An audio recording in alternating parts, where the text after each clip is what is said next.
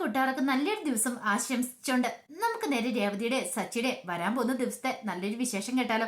അപ്പൊ എല്ലാ ദിവസവും ഉച്ചയ്ക്ക് രേവതിയുടെ സച്ചിയുടെ പുതിയ പുതിയ വിശേഷങ്ങളൊക്കെ ചാനലിനകത്ത് അപ്ലോഡ് ചെയ്യുന്നുണ്ട് കേട്ടോ. മറക്കാതെ എല്ലാവരും കയറി കാണണേ. അതോടൊപ്പം തന്നെ ആദ്യമായിട്ട് കാണുന്നവരാണെങ്കിൽ ചാനൽ ഇഷ്ടപ്പെട്ട ഒന്ന് സബ്സ്ക്രൈബ് ചെയ്യാൻ മറക്കരുതേ. അതോടൊപ്പം തന്നെ കണ്ടുകൊണ്ടിരിക്കുന്ന എല്ലാവരുടെ സപ്പോർട്ടിലേക്കും തുടർന്ന് പ്രതീക്ഷയുണ്ട്. നമുക്ക് നേരെ നമ്മുടെ വിശേഷത്തിലേക്ക് അങ്ങോട്ട് പോയാലോ. അങ്ങനെ നമ്മൾ കാണാൻ പോകുന്ന ആകെപ്പാടെ ദേഷ്യപ്പെട്ട് സച്ചി ടെറസിന്റെ മോൾ അവിടെ പോയി നിൽക്കുവാണ്. എന്ത് ചെയ്യണമെന്ന് അറിയത്തില്ല. വർഷയെ ശ്രീകാന്തും വന്നോട് കൂടിയിട്ട് തന്റെ റൂമും കൂടെ പോയി ആ ഒരു ചിന്തയിൽ വല്ലാത്ത ടെൻഷനായിട്ടിരിക്കുന്ന സമയത്താണ് ശ്രീകാന്ത് അങ്ങോട്ട് കയറി വരുന്നേ. ശ്രീകാന്തിനെ കണ്ട ഉടനെ സച്ചിക്ക് നല്ല ദേഷ്യം വന്നു. ശ്രീകാന്തിനെ കണ്ടപ്പോൾ സച്ചി മൈൻഡ് ചെയ്ത് അങ്ങോട്ട് തിരിഞ്ഞു. ശ്രീകാന്ത് വന്നിട്ട് പറഞ്ഞു, ഏട്ടാ എന്നോടുള്ള ദേഷ്യം ഇപ്പോഴും മാറിയിട്ടില്ലേന്ന് ചോദിക്കുക. ഇത് കേട്ട സച്ചി പറഞ്ഞു, നിന്നോട് ദേഷ്യപ്പെടാനോ, നിന്നോട് ദേഷ്യപ്പെട്ടൊന്നും ഒരു കാര്യമില്ലെന്ന് എനിക്കറിയാം. നീ അത്രയ്ക്ക് നല്ല പണികളാണല്ലോ ചെയ്തു വെച്ചേന്ന് പറയണം. എന്നോട് ദേഷ്യപ്പെടലേട്ടാ, അങ്ങനെയൊക്കെ സംഭവിച്ചു പോയി. ഇങ്ങനെയൊന്നും സംഭവിക്കുന്ന ഞാൻ സ്വപ്നത്തിൽ പോലും പ്രതീക്ഷിച്ച കാര്യമില്ലെന്ന് പറയണം. എല്ലാം ചെയ്ത് കൂട്ടിയിട്ട് അവസാനം ഇങ്ങനെ പറഞ്ഞാൽ മതിയല്ലോ. എടാ നീ ഒറ്റ ഒരുത്തം കാരണം അതെ അച്ഛന് ഈ അവസ്ഥയുണ്ടായത്. അച്ഛന് പോലീസ് സ്റ്റേഷനിൽ കയറേണ്ടി വന്നതും അല്ല, പിന്നെ അച്ഛൻ അസുഖം ഉണ്ടായതെല്ലാം നീ ഒറ്റ ഒരുത്തം കാരണം എന്ന് പറയണം. ഏട്ടാ ഇങ്ങനൊന്നും പറയരുത്. ഞാൻ എന്ത് തെറ്റ് ചെയ്യുന്ന? ഞാനൊരു പെൺകുട്ടീനെ ഇഷ്ടപ്പെട്ടാണോ തെറ്റ്, അതോ ഇഷ്ടപ്പെട്ട പെൺകുട്ടീനെ കല്യാണം കഴിച്ച് ഇങ്ങോട്ട് കൂട്ടിക്കൊണ്ട് വന്നാണോ? ഇത് കേട്ടതും സച്ചി പറഞ്ഞു, ഒന്നും നിന്റെ തെറ്റടാ, എല്ലാം ഞങ്ങളുടെ തെറ്റ് തന്നെയാ. കാരണം നിന്നെ പോലുള്ള ഒരുത്തിനെ വിശ്വസിച്ച് പോയതാ ഞങ്ങൾ ചെയ്ത ഏറ്റവും വലിയ തെറ്റെന്ന് പറയാം. ഏട്ടാ ഇങ്ങനൊന്നും പറയരുത്. പിന്നെ എങ്ങനെ പറയണം? നീ ഒറ്റ ഒരുത്തനെ എല്ലാത്തിനും കാരണം, നീ കാരണം എങ്ങനെയല്ല സംഭവിച്ചേ എന്ന് പറയണം. ഞാനോ? ഞാൻ കാരണം ഏട്ടൻ എന്നെ ഇത്ര ഉറപ്പിച്ച് പറയാൻ കിടന്നേ? അതെ, ഞാനും വർഷം തമ്മിൽ കല്യാണം കഴിച്ച മൂലമല്ല, ഏട്ടനും കൂടെ ഇതിനെ കാരണക്കാരനാന്ന് പറയണം. ഞാനും തെറ്റിയെന്നാ പറയണേ. ഏട്ടനല്ലേ ഇവിടെ കുടിച്ചിട്ട് വന്ന് ബഹളം ഉണ്ടാക്കിയത്. ഏട്ടത്തിനെ അടിച്ചതും പിന്നീട് ഈ വീട്ടിൽ കിടന്ന് ബഹളം ഉണ്ടാക്കിയതും ശ്രുതിനെ അടിച്ചല്ലേ ഏട്ടൻ ഒറ്റ ഒരാളല്ലേ. അപ്പൊ അതിന്റെ പേരില അച്ഛന് വിഷമം കയറിയത്. അങ്ങനെ അച്ഛൻ അറ്റാക്കൊക്കെ ഉണ്ടായെന്ന് പറയാം. ഇത് കേട്ടത് സച്ചിക്ക് അവിടെ ദേഷ്യം വന്നു. സച്ചി പെട്ടെന്ന് വന്ന് ശ്രീകാന്തിന്റെ കോളറിനോട് കുത്തിപ്പിടിക്കണം. അതേടാ, നിന്നെ ഞാൻ ഉണ്ടല്ലോ കാണിച്ചരാ, എല്ലാ കുറ്റം ചെയ്തു വെച്ചിട്ട് ഒടുവിൽ എന്റെ തല കെട്ടിവെക്കാൻ നോക്കുന്നു എന്നും പറഞ്ഞുകൊണ്ട് സച്ചി ശ്രീകാന്തിനെ അടിക്കാൻ തുടങ്ങുക. അപ്പത്തേന് ശ്രുതി കയറി ഓടി വന്നു. എന്താ എവിടെയെന്ന് ചോദിക്കണം. രണ്ടുപേരെയും കൂടെ പിടിച്ചു മാറ്റുവാണ്. എന്താ അവിടെ പ്രശ്നം എന്ന് ചോദിക്കണം. ഇവൻ പറയും, ഞാൻ എല്ലാത്തിനും കാരണക്കാരന്, ഇവനെല്ലാം കാരണം ഈ പ്രശ്നങ്ങളെല്ലാം ഉണ്ടായത്. ഒരിടയ്ക്ക് നീയാണെങ്കിൽ എന്റെ അച്ഛനെ നാണം കെടുത്തി, പിന്നീടോ ഇപ്പോഴാണ്ട് ഇവനും എന്ന് പറയണം. അല്ല സച്ചി, ഞാൻ ഒരു കാര്യം ചോദിച്ചോട്ടെ, ഇവൻ പറഞ്ഞാൽ എന്താ തെറ്റിരിക്കുന്നേ? ശ്രീകാന്ത് പറഞ്ഞാല് അച്ഛൻ അറ്റാക്ക് ഉണ്ടാകാൻ കാരണക്കാരൻ നീ അല്ലേന്ന് ചോദിക്കുകയാണ്. ഞാനെങ്ങനെ തെറ്റുകാരനായി? നീ ആ വീട്ടിൽ കിടന്ന ആ പ്രശ്നങ്ങളൊക്കെ ഉണ്ടാക്കിയത്. കുടിച്ചിട്ട് വന്ന് ഡെയിലി കിടന്ന് വഴക്കുണ്ടാക്കും. ഒരു പക്ഷേങ്കിൽ ശ്രീകാന്തിന്റെ പ്രശ്നം അത് പറഞ്ഞു തീർക്കാവുന്നുണ്ടായിരുന്നുള്ളൂ. പക്ഷെ അത്രയും വലുതാക്കി കൊണ്ടുവന്ന് നീ അല്ലേന്ന് ചോദിക്കുകയാണ്. ഇതുവിടെ സച്ചി പറഞ്ഞു, അതേടാ ഞാൻ തന്നെ ആക്കിക്കൊണ്ട് വന്നേന്ന് പറയാണ്. ഇത് കേട്ടത് ശ്രീകാന്ത് പറഞ്ഞു, പറഞ്ഞ് ശരിയായിട്ടുള്ള കാര്യമാണ്. കാരണം ഞാൻ പലവട്ടം അച്ഛനോട് ഇത് പറയാനായിട്ട് ഒരുങ്ങിയതാ. പക്ഷെ സച്ചിയേട്ടൻ വർഷമായിട്ട് ഇഷ്ടമാണെന്ന് അറിഞ്ഞു കഴിഞ്ഞപ്പോൾ തന്നെ ഭയങ്കരമായിട്ട് എന്നെ വന്ന് ചീത്ത പറഞ്ഞ് അടിക്കുകയൊക്കെ ചെയ്തു. എല്ലാം ഞാൻ സഹിച്ച് ക്ഷമിച്ച് മുന്നോട്ട് പോയി, എങ്ങനെയാലും ആയി തീരുമെന്ന് ഓർത്തിട്ട്. പക്ഷെ അവസാനം എന്താ സംഭവിച്ചേ കണ്ടില്ലേ? എല്ലാ കുറ്റം കൂടെ എന്റെ തലയിൽ കൊണ്ടേ വെച്ചിട്ട് സച്ചിയുടെ നൈസായിട്ടും കൂടെ ഊരിയെന്നല്ലേന്ന് ചോദിക്കണം. ഞാൻ എന്ത് ചെയ്തെന്നാ പറഞ്ഞേ? നീ കാണിച്ചത് എന്ത് തരത്തിലുള്ള ഇതാടാ കിട്ടിയെന്ന് പറയണം. വെറുതെ അനാവശ്യം പറഞ്ഞോണ്ട് ശ്രീകാന്ത് ദേഷ്യപ്പെടുവാണ് സച്ചിയോട്. ഈ സമയം ശ്രുതി പറഞ്ഞു, ഇനിയിപ്പൊ അങ്ങോട്ടും ഇങ്ങോട്ടും തമ്മിലൊരു പ്രശ്നം വേണ്ട, എന്താണെങ്കിലും നടക്കാനുള്ള നടന്നു, ഇനി അതിന്റെ ബാക്കി നോക്കാൻ പറയണം. ഇതാണ് സച്ചി പറഞ്ഞു, ഇനി ബാക്കി നോക്കാനൊന്നുമില്ല, ഇവനുമായിട്ട് ഒരു കോംപ്രമൈസിനും ഞാൻ സമ്മതമല്ലെന്ന് പറയണം. ശ്രീകാന്ത് പറഞ്ഞു, ഇങ്ങനെയൊന്നും പറയലേട്ടാ. പിന്നെ എങ്ങനെ പറയണം? രണ്ടുപേരും കൂടെ അങ്ങോട്ട് കൂട്ടായില്ലേ, അതല്ലല്ലോ അങ്ങനെയല്ലേ ചേരുള്ളൂ. ഇനോനും തമ്മിലല്ലേ ചേരുള്ളൂ. ഇപ്പൊ നമ്മൾ വെറുതെക്കാരനായിപ്പോയി. ഇങ്ങനെ തന്നെ വേണം. രണ്ടുപേരും നല്ല, ഒരാൾ ഒളിച്ചോടി പോയി കല്യാണം കഴിച്ചു, മറ്റേ ആളാണെങ്കിലോ അച്ഛന്റെ പൈസ അടിച്ചു മാറ്റിക്കൊണ്ട് പോയി. രണ്ടുപേരെ ഒരു നുകത്തി കെട്ടാ, അതുകൊണ്ട് കുഴപ്പമില്ലെന്ന് പറയണേ. ഇത് കേട്ടിഞ്ഞപ്പോ ശ്രീകാന്തിനോട് ശ്രുതി പറഞ്ഞു, അതെ നീ ഇങ്ങോട്ട് വാ, അവിടെ നിന്നെ അന്വേഷിക്കുന്നുണ്ടാവും, അത് നിന്നെ വിളിക്കാൻ വേണ്ടി ഞാൻ ഇങ്ങോട്ട് വന്നേന്ന് പറയാണ്. ചെല്ലയല്ല. രണ്ടുപേരും കൂടെ ഇറങ്ങി ചെല്ലാനായിട്ട് ദേഷ്യപ്പെട്ട് സച്ചി അങ്ങോട്ട് പറയാണ്. പിന്നീട് ശ്രീകാന്തിനെ വിളിച്ചോണ്ട് താഴേക്ക് വരുവാണ്. ഈ സമയത്ത് ചന്ദ്രമതി ശ്രുതി എല്ലാവരും താഴെ ഉണ്ടായിരുന്നു. അപ്പോഴാണ് രവീന്ദ്രൻ അങ്ങോട്ട് വരുന്നത്. രവീന്ദ്രനെ കണ്ടും ചന്ദ്രമതി, ഞാഹാ ഇതെന്താ ഇത്ര സമയം രവിയുടെ താമസിച്ചെന്ന് ചോദിക്കാം. ഞാൻ വെറുതെ അശോകനെ കണ്ടിച്ച് സംസാരിച്ചുകൊണ്ടിരിക്കുവായിരുന്നു പറയണം. അല്ല ഇതെന്താ ഇവിടെ? അല്ല ഇന്നിവരുടെ ആദ്യരാത്രിയല്ലേ, അപ്പൊ ചില ചടങ്ങുകളും കാര്യങ്ങളൊക്കെ ഉണ്ടല്ലോ, അപ്പൊ ഇവർക്ക് അനുഗ്രഹം കൊടുത്ത് വേണ്ട മുറിയിലേക്ക് ഏറ്റുവിടാനെന്നൊക്കെ പറയണം. ഇത് കേട്ടൻ രവീന്ദ്രൻ പറഞ്ഞ, എന്നാ ശരിയെന്ന് പറയണ. അല്ല രവിയേട്ടൻ അങ്ങോട്ട് പോവാ, ഇവിടെ നിൽക്കാൻ പറയണം. ഇതേ കാര്യങ്ങളൊക്കെ നടക്കട്ടെ, ചടങ്ങുകളൊക്കെ അതിന്റെ മുറിക്ക് വേണ്ടി നടക്കണ്ടേ എന്ന് ചോദിക്കണം. അതിനിയിപ്പം നടത്തിയില്ലെന്ന് വേണ്ടെന്ന് പറയണം. അപ്പോഴേക്കും ശ്രുതിയും ശ്രീകാന്തും കൂടെ അങ്ങോട്ട് വരുവാണ്. അവരെ കണ്ടതും പെട്ടെന്ന് രവീന്ദ്രൻ ചോദിച്ചു, അല്ല നീ ഇതെവിടെ പോയതാ? ഞാൻ ടെറസില് ഏട്ടനെ കാണാൻ പോയതാന്ന് പറയാം. അവനെന്താ ടെറസിൽ പോയിരിക്കുന്നേ? അല്ലാതെ പിന്നെ ഏട്ടൻ ടെറസിലുണ്ട്. ഞാൻ ഏട്ടനോടൊന്ന് സോറ് പറയാൻ പോയതാ. നീ ചെയ്ത തെറ്റാന്ന് നിനക്ക് തോന്നിയിട്ടുണ്ടാവല്ലേ? സോറി പറയാൻ പോയാ ദേ ശ്രീകാന്തിനെ പിടിച്ചിട്ട് തല്ലണം. വെറുതെ പോയി സോറി പറഞ്ഞൊരു സോറി വേസ്റ്റ് ആക്കിയ സുതി പറയാ. അതെന്താടാ അങ്ങനെ പറഞ്ഞേ? ഇപ്പൊ ചെന്ന് കഴിഞ്ഞപ്പോഴത്തേനും പറയാ എല്ലാത്തിനും കാരണക്കാരൻ ഇവനാണ്. അല്ല, എല്ലാത്തിനും കാരണക്കാരൻ ഇവൻ തന്നെ അല്ലല്ലോ, ശ്രീകാന്ത് തന്നെയല്ലോ, ബാക്കി എല്ലാവരും കാരണക്കാരല്ലേ എന്നൊക്കെ സുതി ചോദിക്കുകയാണ്. രവീന്ദ്രൻ പറഞ്ഞു, ഇനിയിപ്പൊ അതിനെക്കുറിച്ചൊന്നും കൂടുതൽ പറയണ്ട, നടക്കാനുള്ളതൊക്കെ നടന്നു. ഒരു കാര്യം ചെയ്യേ, അനുഗ്രഹിക്കാനുള്ള കാര്യങ്ങൾ, അതിനൊക്കെയുള്ള കാര്യങ്ങൾ, ചടങ്ങുകൾക്കൊക്കെ കാര്യങ്ങൾ നോക്കാൻ പറയണം. പിന്നീട് ചന്ദ്രമതി പറഞ്ഞു, എന്നാ ശരി, ആ തട്ടം ഇങ്ങോട്ടുകൊണ്ട് വാ, പൂവും ഒക്കെ വെച്ചിരിക്കുന്ന തട്ടമുണ്ട്, അതും കൊടുത്തോണ്ട് രേവതിയോട് പറയണം. പെട്ടെന്ന് രവീന്ന് ചോദിച്ചു, അല്ല സച്ചി എന്ത് ചെയ്യുന്നു ചോദിക്കണം. ടെറസിന് അവിടെയുണ്ട്. എന്താ അവൻ അവിടെ പോയിരിക്കുന്നത്? അവൻ ഇങ്ങോട്ട് വിളിച്ചോണ്ട് വരാൻ പറയാ. ഇത് കേട്ടൻ ചന്ദ്രമതി പറഞ്ഞു, എന്റെ ദൈവമേ വേണ്ട, അവൻ അവിടെ എങ്ങാനും ഇരുന്നോട്ടെ, അവൻ ഇങ്ങോട്ട് വന്നിട്ട് പിന്നെ അടുത്ത പ്രശ്നം അത് മതി. അല്ലെങ്കിൽ തന്നെ ഇപ്പൊ ഒരു പ്രശ്നം ഉണ്ടായെന്ന് പറഞ്ഞു മോളില്, വെറുതെ എന്തിനാ. ഇത് കേട്ട സുതി പറഞ്ഞു, ശരിയാച്ചാ. ശ്രീകാന്ത് മോളിലേക്ക് സോറ് പറയാൻ ചെന്ന് കഴിഞ്ഞപ്പോ ശ്രീകാന്തിനെ പിടിച്ച് തല്ലാനൊക്കെ തുടങ്ങിയെന്ന് പറയാം. ഇത് കേട്ടതും വർഷയ്ക്ക് ഇഷ്ടപ്പെട്ടില്ല. വർഷ പറഞ്ഞു, ദേ ആ സച്ചേട്ടനെ ഇങ്ങോട്ട് വിളിക്കേണ്ട കാര്യമില്ല, സച്ചേട്ടൻ വന്ന ഒന്നും ശരിയാകത്തില്ല. അല്ലെങ്കിൽ തന്നെ പലതവണ ഇപ്പൊ തന്നെ ശ്രീകാന്തിനെ പിടിച്ച് തല്ലിയിട്ടുണ്ട്. ഇനിയിപ്പൊ സച്ചേട്ടൻ വന്ന് ഇവിടെ ഈ പ്രശ്നങ്ങളോ വേണ്ട, അതിന്റെ ആ കാര്യമില്ല. സച്ചേട്ടന്റെ അനുഗ്രഹം ഒന്നും ഇവിടെ ആർക്കും വേണ്ടാന്ന് പറയണം. ഇത് കേട്ടോ പെട്ടെന്ന് രവീന്ദ്രൻ പറഞ്ഞു, അങ്ങനെ പറയരുത് മോളെ, ഇതൊരു കുടുംബമാന്ന് പറയണം. പിന്നീട് രേവതി പറഞ്ഞു, നീ ഒരു കാര്യം ചെയ്യുക, നീ പോയി സച്ചിനെ ഇങ്ങോട്ട് വിളിച്ചോണ്ട് വരാൻ പറയണം. അല്ല അച്ഛൻ, ഞാൻ വിളിക്കുന്ന പറഞ്ഞാൽ മതി, നീ പോയി വിളിച്ചോണ്ട് വരാൻ പറയണം. അങ്ങനെ സച്ചിനെ വിളിക്കാണ്ട് രേവതി മുകളിലേക്ക് ചെല്ലുക. ചെന്നപ്പോ സച്ചി അവിടെ പ്രാന്തളകി മട്ടി നിൽക്കുമായിരുന്നു. എന്താ നീ എന്തിനാ ഇങ്ങോട്ട് കയറി വന്നേന്ന് ചോദിക്കും. സച്ചിയുടെ താഴേക്ക് വിളിച്ചോണ്ട് വരാം. ഓഹോ, എല്ലാവർക്കും കൂടെ വിചാരണ ചെയ്യാനായിരിക്കും അല്ലേന്ന് ചോദിക്കാം. അതല്ല സച്ചിയേട്ടാ, പിന്നെന്താ കാര്യം? അതെ, അവരുടെ ആദരാത്രയല്ലേ, അവർക്ക് അനുഗ്രഹം കൊടുത്തു എന്റെ മുറിയിലേക്ക് കയറ്റാന്ന് ചോദിക്കും. അനുഗ്രഹം കൊടുക്കേണ്ടവരൊക്കെ കൊടുത്തോ, ഞാൻ എന്താണോ ഒന്നിനുമില്ല, ഒളിച്ചോടിപ്പോയി കല്യാണം കഴിച്ചവർക്ക് ഇനി അനുഗ്രഹം കൂടെ കൊടുക്കാതെ തന്നെ കാര്യമുള്ളെന്ന് പറയണേ. സച്ചിയേട്ടൻ ഇങ്ങനെ പറയരുത്, അവിടെ അച്ഛനൊക്കെ കാത്തിരിക്കുക. ദേ ഒരു കാര്യം പറഞ്ഞേക്ക രേവതി, ഇതുപോലത്തെ കാര്യം പറഞ്ഞ് എന്റെ അടുത്തേക്ക് വന്നേക്കല്ല, അല്ലെങ്കിൽ തന്നെ ഇപ്പൊ ഒരുത്തം വന്ന് പറഞ്ഞിട്ട് പോയതേ ഉള്ളൂ, ഞാൻ കാരണമാ ഈ പ്രശ്നങ്ങളെല്ലാം ഉണ്ടായെന്ന്. അച്ഛന് അസുഖം ഉണ്ടാവാനും അച്ഛൻ പോലീസ് സ്റ്റേഷൻ കയറാനെല്ലാം ഞാനാ കാരണക്കാരെന്ന്. അല്ല അങ്ങനെ ആരാ പറഞ്ഞേ? ആരാ പറയാനാ? ശ്രുതി പറഞ്ഞ് ശ്രീകാന്ത് പറഞ്ഞു. ശ്രുതി പറഞ്ഞ പിന്നെ സഹിക്കാം, പക്ഷെ ശ്രീകാന്തോ, അത് അവൻ അപ്പോഴത്തെ ആ ഇത് സങ്കടം കൊണ്ട് പറഞ്ഞല്ലേ.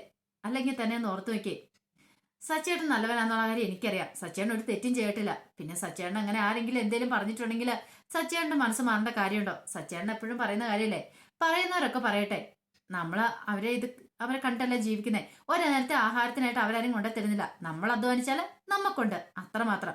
പറയുന്നവർ കുറെ പറഞ്ഞിട്ട് അവരവരുടെ വായ അടച്ചോളും, കാരണം വാ കഴിച്ചുമ്പോ അവർ നിർത്തിക്കോളും. അവരിത് പറഞ്ഞു അത് പറഞ്ഞെന്ന് പറഞ്ഞുകൊണ്ട് നമ്മൾ നിന്നിട്ടുണ്ടെങ്കിൽ നമ്മുടെ കഞ്ഞുകൂടി മുട്ടത്തോളൂ, ഒരിക്കലും നമുക്ക് നല്ലൊരു ജീവിതം ഉണ്ടാവില്ല, മനസ്സിൽ സന്തോഷം ഉണ്ടാവില്ല. അതുകൊണ്ട് അവർ പറയുന്ന കാര്യങ്ങളൊക്കെ സച്ചേട്ടൻ ഒരു ചെവി കൂടെ കേട്ട് ഇനി ചെവി കൂടെ അങ്ങോട്ട് കളഞ്ഞാൽ മതിയെന്ന്, മറു ചെവി കൂടെ അങ്ങോട്ട് കളഞ്ഞാൽ മതിയെന്ന് പറയാം. സച്ചി പറഞ്ഞപ്പോൾ നിനക്ക് എളുപ്പമാണ്, പക്ഷെ അത് പ്രാവർത്തികമാക്കാൻ ഇത്ര ബുദ്ധിമുട്ടാന്ന് പറയും.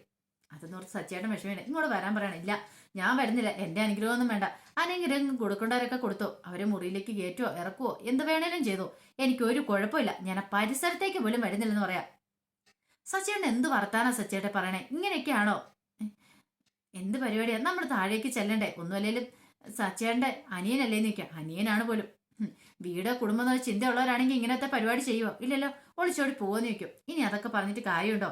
അവന് ഇഷ്ടപ്പെട്ട പെൺകുട്ടിയെ അവൻ കല്യാണം കഴിച്ചു, അതിനിപ്പോ സച്ചേട്ടൻ ദേഷ്യപ്പെട്ട് കാര്യമുണ്ടോന്ന് ചോദിക്കും. അതിന് അവന് പറഞ്ഞിട്ട് ചെയ്തുകൂടെ? അച്ഛനോട് അമ്മയുടെയൊക്കെ അനുവാദം മേടിച്ചിട്ട് അവരുടെ അനുഗ്രഹത്തോടു കൂടി വേണ്ടേ ഈ കാര്യങ്ങളൊക്കെ ചെയ്യാനെന്ന് ചോദിക്കുകയാണ്. ഇനിയിപ്പൊ അതൊന്നും പറഞ്ഞിട്ടേ അല്ല, സച്ചേട്ടൻ വന്നേന്ന് പറയണം. കയ്യെ പിടിച്ചു വലിച്ച് സച്ചിക്ക് ദേഷ്യം വന്നു. സച്ചിയോട് നിനക്കറിയാം എത്ര പറഞ്ഞു പറഞ്ഞാൽ അവസാനം ഞാൻ വരുമെന്ന്, അതല്ല നീ ഇങ്ങനെ നിൽക്കണമെന്ന് ചോദിക്കുകയാണ്. അവസാനം രേവതി സച്ചിനെ ഉന്തി തള്ളി താഴേക്ക് കൊണ്ടുവരുവാണ്. ഈ സമയം ചന്ദ്രമതി പറഞ്ഞു, അല്ല സച്ചി പോയിട്ട് രേവതി പോയിട്ട് കുറെ സമയമായല്ലോ, ഇനിയിപ്പോ സച്ചിയുടെ കൂടെ എവിടെയെങ്കിലും കിടന്ന് ഉറങ്ങിയോ എന്ന് ചോദിക്കുകയാണ്. ഇത് കേട്ടതും രവീന്ദ്ര ചോദിച്ചു, അതെന്താ അവിടെ കിടന്നുറങ്ങണേ? ഇവിടെ മുറിയില്ലേ അവനെന്ന് ചോദിക്കുകയാണ്. അല്ല അത് പിന്നെ അച്ഛ, എന്താ കാര്യം എന്ന് സുധിയോട് ചോദിക്കുക. അതെ, മുറി വർഷയ്ക്കും ഇവന് ശ്രീകാന്തനും കൊടുത്തു, വേറെ മുറിയില്ലോ, അതുകൊണ്ട് ടെറസിലേക്ക് പോയതെന്ന്. ഓ അപ്പൊ അതാണ് കാര്യം, കിടക്കാൻ വേറെ മുറിയില്ല.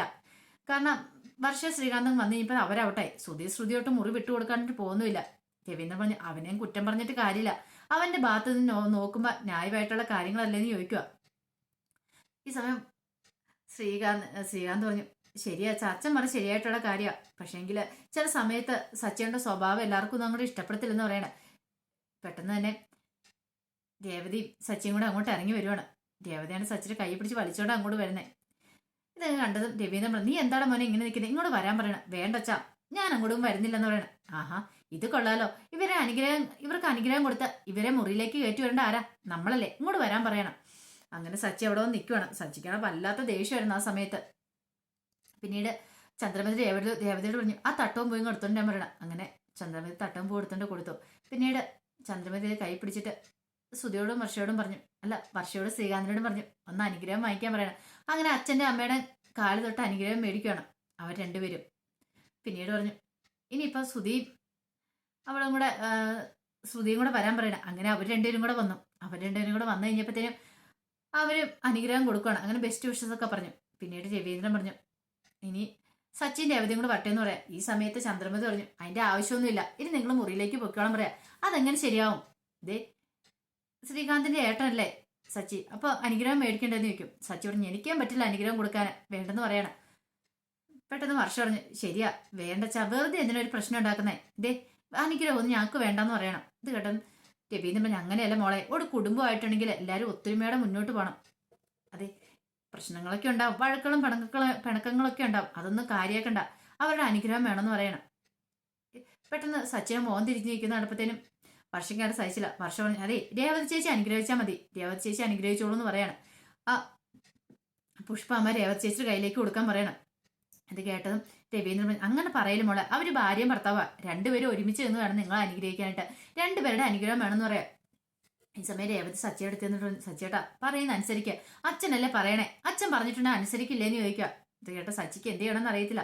രവീന്ദ്രൻ പറഞ്ഞു, എടാ ഞാൻ അതിനോട് പറഞ്ഞ് ഇങ്ങോട്ട് വരാൻ പറയണം. അങ്ങനെ അവസാനം സച്ചി വന്നു. അങ്ങനെ സച്ചിയുടെ രേവതിനെ കാലിൽ തൊട്ട് അനുഗ്രഹം മേടിക്കുക. സച്ചി കുറച്ച് പൂവ് ദേഷ്യപ്പെട്ട് അങ്ങോട്ട് ഇടുന്നേ, ഇഷ്ടമുണ്ടായിട്ടൊന്നും അല്ല, ഒരു കടമ നിർവഹിക്കുന്ന പോലെ അങ്ങ് ചെയ്യുവാണ്. പിന്നീട് രവീന്ദ്രൻ പറഞ്ഞു, ഇപ്പോഴെനിക്കൊരു സമാധാനം ഇത് ചന്ദ്രമതിയുടെ ആഗ്രഹമായിരുന്നു, എല്ലാ മക്കളും ഒരുമിച്ച് ഒരേപോലെ എന്നും ഈ വീട്ടിൽ കാണണം. അതുപോലെ തന്നെ ഇപ്പം 3 മക്കളുടെയും കല്യാണം കഴിഞ്ഞു, ഇനി എല്ലാവരും ഒത്തൊരുമയോടെ മുന്നോട്ട് പോകാൻ ചെയ്യേണ്ടതെന്ന് പറയാണ്. ഇത് കേട്ട് കഴിഞ്ഞപ്പോൾ തന്നെ ശ്രുതിനെ ഒന്ന് നോക്കുകയാണ്. പിന്നീട് രവീന്ദ്രൻ പറഞ്ഞത് ഒരു കാര്യമുണ്ട്, വർഷയോടും ശ്രീകാന്തിനോടായിട്ടാണ് പറഞ്ഞത്, നടക്കാനുള്ള കാര്യങ്ങളൊക്കെ കടന്നു, ഇനിയിപ്പം നിങ്ങൾ അതൊന്നും ഓർത്ത് മനസ്സ് വെച്ചുകൊണ്ടിരിക്കേണ്ട. അതുപോലെ തന്നെ നിങ്ങൾ ചെയ്ത തെറ്റുകളൊക്കെ എന്താണ് ഞങ്ങൾ ഈ വീട്ടിലേക്ക് എന്താണ് നിങ്ങളെ വിളിച്ചു വരുത്തിയില്ലോ എന്ന് പറയണം. ഇത് കേട്ടപ്പോൾ വർഷോട്, ഞങ്ങളതിനൊരു തെറ്റും ചെയ്തിട്ടില്ലോ എന്ന് പറയണം. ഈ തെറ്റും ചെയ്തിട്ടില്ലെന്ന് പറഞ്ഞു കഴിഞ്ഞപ്പോൾ രവീന്ദ്രനും ചന്ദ്രമതി പരസ്പരം നോക്കുക. ശ്രുതി നോക്കി. ഈ സമയം സച്ചിക്ക് നല്ല ദേഷ്യം വന്നു. എല്ലാ തെറ്റും ചെയ്തിട്ട് വീണ്ടും അവളെ ന്യായീകരിച്ചുകൊണ്ട് നിൽക്കുന്നു. ഇത് കേട്ടപ്പോൾ രവീന്ദ്രൻ, ഒരു തെറ്റും ചെയ്തിട്ടില്ലേ, ഞങ്ങളെന്ത് തെറ്റാ ചെയ്തേ? ഓഹോ അതല്ല മോളെ, നിങ്ങൾ അച്ഛൻ്റെ സ്വഭാവം അറിയാലോ, മധുസൂദൻ എന്നോട് എന്തൊക്കെയാ കാണിച്ചു കൂട്ടിയെന്ന് അറിയാവോ, അവസാനം എന്നെ എത്രമാത്രം ദ്രോഹിച്ചെന്നറിയാവോ. ഇതെല്ലാം കേട്ട് കഴിഞ്ഞപ്പോഴത്തേനും വർഷം പറഞ്ഞു, അത് ശരിയാ, പക്ഷെ അതിനകത്ത് എന്നെ എന്തിനാ കുറ്റം പറയണേ, ഞാനല്ലോ അത് ചെയ്തേ, അച്ഛനല്ലേ ചെയ്തേ, അച്ഛനോട് പോയി പറയണ്ടേ, അതിന് എന്നോട് പറഞ്ഞിട്ട് എന്താ അങ്ങളെ കാര്യം ചോദിക്കാം. എന്ത് പറയാനാ, വർഷയുടെ മനസ്സിലൊന്നുമില്ല, വർഷമുള്ള എന്തെങ്കിലും മനസ്സിലുണ്ടെങ്കിൽ അത് വെട്ടി തുറന്ന് പറയും. ഈ സമയം ശ്രീകാന്ത് വർഷം നീ ഒന്നും മിണ്ടായിരിക്കാൻ പറയണം.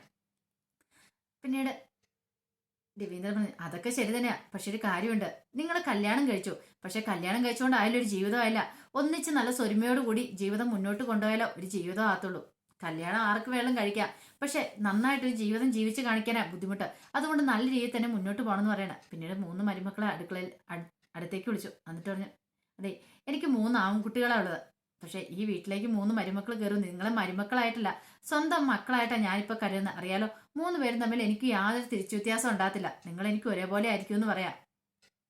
ഇത് കേട്ട് കഴിഞ്ഞപ്പം വർഷം ഇങ്ങനെ നോക്കി, വർഷയ്ക്ക് എന്തെന്നില്ലാത്ത സന്തോഷം തോന്നി. രവീന്ദ്രൻ നല്ല രീതിയിൽ ഒരു പിണക്കങ്ങളും വഴക്കുകളൊന്നും കൂടാതെ മുന്നോട്ട് പോകണം. വീടാകുമ്പോഴത്തേനും ചില പ്രശ്നങ്ങളൊക്കെ ഉണ്ടാകും, അതൊക്കെ തരണം ചെയ്ത് മുന്നോട്ട് പോകാൻ സാധിക്കണം. കുടുംബമാണ് അങ്ങനെയാ എന്നും പറഞ്ഞിട്ട് അതിൻ്റെ പേരിൽ വലിയ വഴക്കായി പിന്നെ വീട് തമ്മിൽ വെട്ടിമുറിക്കുന്ന സിറ്റുവേഷനിലേക്ക് കാര്യങ്ങളൊന്നും പോരുത്. ആ കുടുംബത്തിലെ കുട്ടികൾ നല്ലതാണെങ്കിൽ ആ കുടുംബം നല്ല രീതിയിൽ മുന്നോട്ട് പോകുന്ന പണ്ടുള്ള കാരണന്മാർ പറഞ്ഞു കേട്ടില്ലേ, എല്ലാവരും നേർവഴിക്ക് നയിക്കാനായിട്ട് അവർക്ക് സാധിക്കും. അതുകൊണ്ട് നിങ്ങൾ വേണം നിങ്ങളുടെ ഭർത്താക്കന്മാർ എന്തെങ്കിലും തെറ്റ് ചെയ്തിട്ടുണ്ടെങ്കിൽ പോലെ അവരെ നേർവഴിക്ക് കൊണ്ടുവന്ന് കുടുംബജീവിതം നന്നായിട്ട് മുന്നോട്ട് നയിക്കാൻ എന്നൊക്കെ ഉപദേശിക്കുക. ഇത് കേട്ട് കഴിയുമ്പോൾ രേവതി പറഞ്ഞു, അങ്ങനെ ചെയ്തോളാം അച്ഛാന്ന് പറയണ. ശ്രുതിയും പറഞ്ഞു, അങ്ങനെ ചെയ്തോളാം, കാരണം ശ്രുതി പറഞ്ഞു ഇത്രയും വലിയൊരു കുടുംബത്തിലേക്ക് വന്നു കയറാൻ പറ്റിയത് തന്നെ എൻ്റെ ഭാഗ്യമാണെന്ന് പറയണം. രേവതിയും പറഞ്ഞു, ശരിയാ പറഞ്ഞത്, കാരണം ഞാൻ സ്വപ്നത്തിൽ പോലും പ്രതീക്ഷിച്ചില്ല ഇത്രയും നല്ല കുടുംബത്തിലേക്ക് വന്ന് കയറാൻ പറ്റുമെന്ന്. ഈ സമയം ഇതൊന്നും കേട്ടിട്ട് വർഷമൊന്നും മിണ്ടായിരിക്കുകയാണ്. രവീന്ദ്രൻ ചോദിച്ചു, വർഷയ്ക്ക് അഭിപ്രായമൊന്നും ഇല്ലേന്ന് ചോദിക്കും. സൂപ്പർ അച്ഛാന്ന് പറഞ്ഞ് കൈയടിക്കുവാണ്.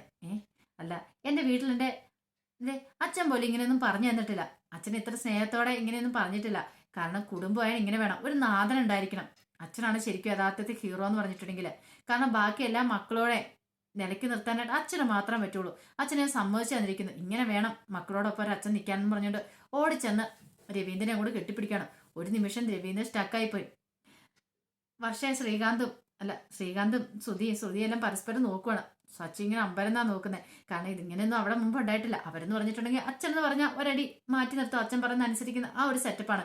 പക്ഷെ എങ്കിൽ വർഷ അങ്ങനെയല്ല. വർഷയ്ക്ക് സ്നേഹം തോന്നിയിട്ടുണ്ടെങ്കിൽ വർഷയുടെ വീട്ടിലാണെങ്കിൽ അച്ഛനും അമ്മേനും കെട്ടിപ്പിടിക്കും, ഉമ്മ ഒക്കെ ചെയ്യും. അവൾ ആ ഒരു കൾച്ചറാണ്, ആ സംസ്കാരത്തിലാണ് അവൾ വളർന്നു വന്നിരിക്കുന്നത്. അതുകൊണ്ട് അവൾ അങ്ങനത്തെ ഒരു കാര്യം ചെയ്തേ.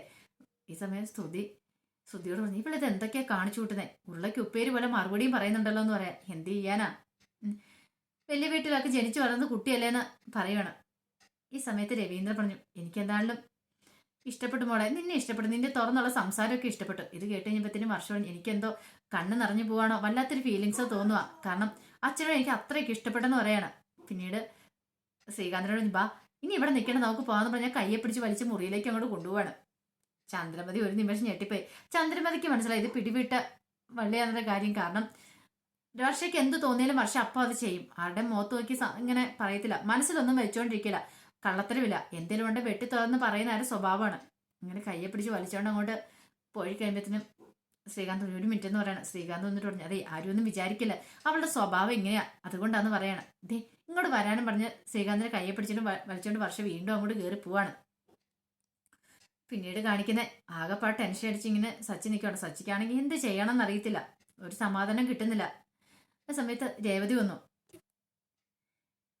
വന്നിട്ട് പറഞ്ഞു, എന്താ സച്ചേട്ടാ ഇങ്ങനെ, എന്തേ അതൊക്കെ ഞങ്ങളുടെ മനസ്സിൽ നിന്ന് കളഞ്ഞേക്കാൻ പറയാം. നിനക്കത് എളുപ്പത്തിൽ പറയാൻ പറ്റും, പക്ഷെ എനിക്കത് പറ്റില്ല എന്ന് പറയാണ്. ആ സമയം മുറിയിലേക്ക് കയറി ചെന്നപ്പോഴത്തേനും ഇങ്ങനെ ഓരോന്നൊക്കെ ആലോചിച്ചാണ് ശ്രീകാന്ത് ഇരിക്കണം. മുറിയൊക്കെ നല്ല വൃത്തിയായിട്ട് രേവതി അലങ്കരിച്ചിട്ടൊക്കെ ഉണ്ടായിരുന്നു ആദ്യരാത്രിക്ക് വേണ്ടിയിട്ട്. അപ്പത്തിന് വർഷ കയറുന്നു. വർഷയോട് പറഞ്ഞു, അല്ല നീ എന്താ അച്ഛൻ്റെ കേൾക്കൽ അങ്ങനെയൊക്കെ പറഞ്ഞേ, എന്ത് പറഞ്ഞു? അല്ല അച്ഛൻ എന്തെങ്കിലും പറഞ്ഞു കഴിയുമ്പോൾ നീ ഇങ്ങനെ ഉരുളയ്ക്ക് ഉപ്പേരി പോലെ മറുപടി പറയേണ്ട കാര്യമുണ്ടോ? അച്ഛനോട് നമ്മളൊരു ബഹുമാനത്തിൽ വേണം സംസാരിക്കാനെന്ന് പറയാം.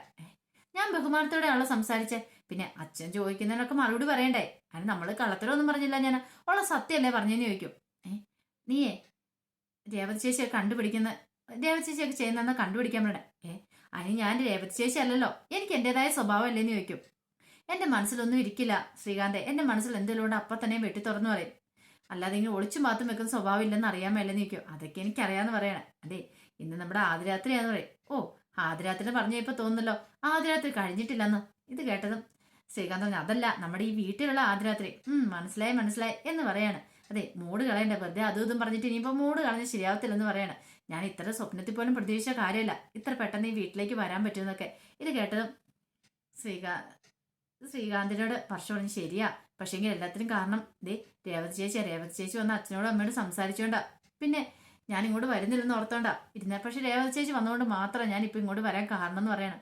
അപ്പോഴാണ് കഥയെ മുട്ടുന്ന കേട്ടെ. ആരായിരിക്കും ഈ സമയത്തിന് വന്ന് കഥയെ മുട്ടുന്നേ? അങ്ങനെ കഥ തുറക്കാണ്ടത് ശ്രീകാന്ത് തുടങ്ങുമ്പത്തിനും വർഷം പറഞ്ഞ് വേണ്ട മുട്ടട്ടെ എന്ന് പറഞ്ഞാൽ ആവശ്യത്തിന് എന്തെങ്കിലും ആണെങ്കിലോ എന്നോർത്ത് വന്ന് കഥ തുറക്കി കഴിയുമ്പോഴത്തേനും കൈ പാലൊക്കെ ആയിട്ട് രേവതി നിൽക്കുകയാണ്. വർഷം ഓടി നിന്നിട്ട് ഇതെന്താന്ന് ചോദിക്കണം, പാല്. അയ്യോ വേണ്ട എടുത്ത്, ഇനി പാല് വേണ്ട, എന്താ വയറ് നിറഞ്ഞിരിക്കുക, ഇനി പാല് കുടിക്കാനുള്ള വയറും കൂടെ ഇല്ലെന്ന് പറയണം. ഇത് കണ്ട് ശ്രീകാന്ത് പറഞ്ഞു, വർഷം നീ മിണ്ടായിരിക്കുക, ഇതൊരു ചടങ്ങാന്ന് പറഞ്ഞു. ചടങ്ങോ? എന്ത് ചടങ്ങ്? അല്ല ആദ്യ രാത്രി പാല് കൊണ്ടുവെക്കുന്നത്. ഓ ഞാനേ ഈ സീരിയലിനൊക്കെ വേണ്ടി അഭിമുഖം കണ്ടിട്ടുണ്ട്, കൂടാതെ സിനിമയ്ക്കകത്ത് കണ്ടിട്ടുണ്ട് ആദ്യ രാത്രി പാലുമായിട്ട് ഭാര്യ ഭർത്താവിൻ്റെ അടുത്തേക്ക് ചെല്ലുന്നത്. ഇതൊക്കെ ഇപ്പോഴും ഉണ്ടോയെന്ന് ചോദിക്കണം, ഇങ്ങനെ ആചാരങ്ങളൊക്കെ. ഇതൊക്കെ ഉണ്ട്, ഇങ്ങനെയൊക്കെ ഉണ്ടെന്ന് രേവതി പറയണം. എന്താണ് ഞാൻ ചേച്ചിനെ സംഭവിച്ചു തന്നിരിക്കുന്നത് കേട്ടോ, പിന്നെ ഒത്തിരി താങ്ക്സ് ഉണ്ടെന്ന് പറയാം. എന്തിന്? അല്ല എന്നെ ഇങ്ങോട്ട് കൂട്ടിക്കൊണ്ട് വന്ന ചേച്ചിയാണല്ലോ, പിന്നെ അത് മാത്രമല്ല ഞങ്ങളുടെ കല്യാണത്തിന് വേണ്ടി ഒത്തിരി റിസ്ക് എടുത്ത ചേച്ചിയാണ്, ചേച്ചി കാരണമാണ് ഞങ്ങളുടെ കല്യാണം നടന്നതെന്ന് പറയണം. ഇത് കേട്ട് ശ്രീകാന്ത് പറഞ്ഞു, അങ്ങനെ പറയണ്ട പാവം ചേച്ചി, നമ്മൾ കാരണം പെട്ടെന്ന് പറഞ്ഞാൽ മതി. നമ്മൾ കാരണം ചേച്ചിക്ക് എന്നും വേദന ഉണ്ടായിട്ടുള്ളൂ. ഈ കല്യാണത്തോട് കൂട്ട് ഏറ്റവും കൂടുതൽ വിഷമിച്ച ആൾ ചേച്ചിയാ. നമുക്ക് സന്തോഷം ഉണ്ടായപ്പം ചേച്ചിക്ക് സങ്കടം ഉണ്ടായെന്ന് പറയണം. ഇത് കേട്ട് കഴിഞ്ഞപ്പോഴത്തേന് രേവതി ഇങ്ങനെ ശ്രീകാന്തിനെ വർഷനെ മാറി മാറി നോക്കുക. രേവതിക്ക് സങ്കടം വന്നു, എന്നാലും ഇവർ തങ്ങളെ മനസ്സിലാക്കുന്നുണ്ടല്ലോ എന്നൊരു ചിന്ത രേവതിയുടെ മനസ്സിലേക്ക് ഉണ്ടാകുന്നുണ്ട്. അപ്പൊ അതിന്റെ വിശേഷങ്ങളൊക്കെ ഉണ്ട്. ഇതിന്റെ ബാക്കി വിശേഷങ്ങളുമായിട്ട് നാളെ ഉച്ചയ്ക്ക് വരാട്ടോ. അപ്പൊ ഇപ്പൊ പറഞ്ഞുകൊണ്ടിരിക്കുന്ന കഥ ഇനി വരാൻ പോകുന്ന ദിവസത്തെ പുതിയ പുതിയ വിശേഷങ്ങൾ കേട്ടോ. അപ്പൊ എല്ലാ ദിവസവും ഒരു ഉച്ചയ്ക്ക് 1-2 മണിക്കുള്ളിൽ തന്നെ വിശേഷങ്ങൾ അപ്ലോഡ് ചെയ്യുന്നുണ്ട് കേട്ടോ. അതുകൂടാതെ എല്ലാ ദിവസവും വൈകുന്നേരം ടുമാറോ പ്രൊമോ എന്നും പറഞ്ഞുകൊണ്ട് ഞാൻ ഇപ്പൊ കാണിച്ചുകൊണ്ടിരിക്കുന്ന ആ ഭാഗങ്ങളൊക്കെ ഇടുന്നുണ്ട് കേട്ടോ. അത് പിറ്റേ ദിവസത്തെ വിശേഷം കൂടെ കൂടിയിട്ടാണ് പറയണേ. കാരണം ഇന്നത്തെ വിശേഷം എന്ന് പറഞ്ഞുകൊണ്ട് എന്നും രാവിലെ ഞാൻ രേവതിയുടെ സച്ചിനും വിശേഷങ്ങൾ ഇടുന്നില്ല. കാരണം തലേദിവസം ഞാൻ പറയുന്നോണ്ട് കേട്ടോ, അതേ വിശേഷം തന്നെ പിറ്റേ ദിവസം ആയതുകൊണ്ടാണ് ഞാൻ പിന്നെ കൂടുതൽ പറഞ്ഞിടാത്തെ. അപ്പൊ എല്ലാരും മറക്കാതെ കയറി കാണേ. അപ്പൊ ഇതിന്റെ വിശേഷങ്ങൾ അറിയാനായിട്ട് നാളെ ഉച്ച വരെ നമുക്ക് കാത്തിരിക്കാം കേട്ടോ. ഇതിന്റെ ബാക്കി വിശേഷങ്ങളായിട്ട് നാളെ ഉച്ചയ്ക്ക് വരാട്ടോ. ഒരിക്കൽ കൂടി എല്ലാവർക്കും നല്ലൊരു ദിവസം ആശംസിച്ചുകൊണ്ട് നിർത്തുന്നു. നന്ദി.